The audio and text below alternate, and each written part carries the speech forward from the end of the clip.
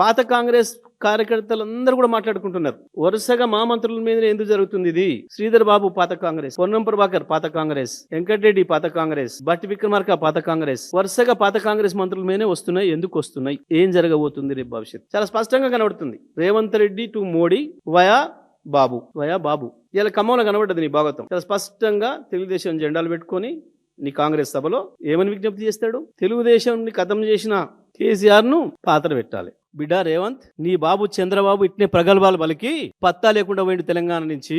తెలంగాణలో పాత్ర పెట్టిండ్రు ప్రజలు నీ బాబును, నీ పార్టీని. ఇట్లనే ప్రగల్భాలు పలికిండు.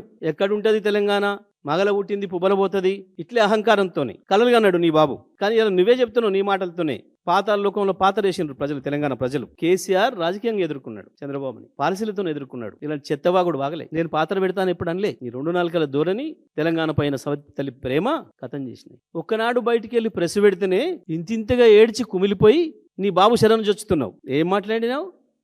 ఈ తెలంగాణ రాష్ట్రంలో తెలుగుదేశం ఉండొద్దని కక్ష గట్టి ఆ పార్టీ నాయకత్వాన్ని దెబ్బతీసిన చంద్రశేఖరరావును, బీఆర్ఎస్ ను సమూలంగా 100 మీటర్ల గోతి తీసి పాతి పెట్టినప్పుడే బీఆర్ఎస్ వాళ్ళు గద్దెలు దిగాలి, ఊర్లలో బీఆర్ఎస్ దిమ్మలు కూలాలి.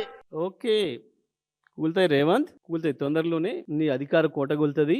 ఒకటి వాస్తవం, చంద్రబాబు నాయుడికి తెలంగాణలో ఏ గతి పట్టిందో నీకు అంతకంటే అధ్వానమైన గతి పడుతుంది. నువ్వు అనుకుంటున్నావు చంద్రబాబును పారదోలిండ్రు అంతే తెలంగాణ ప్రజలు.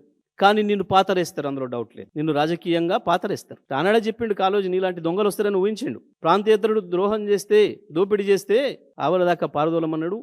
నీ బాబుని అదే పని చేసిండ్రు. ప్రాంతం వాడే మోసం చేస్తే పాతాళంలోకి పాతరేయమన్నాడు. నీకు గా శిక్ష ఇస్తారు ప్రజలు.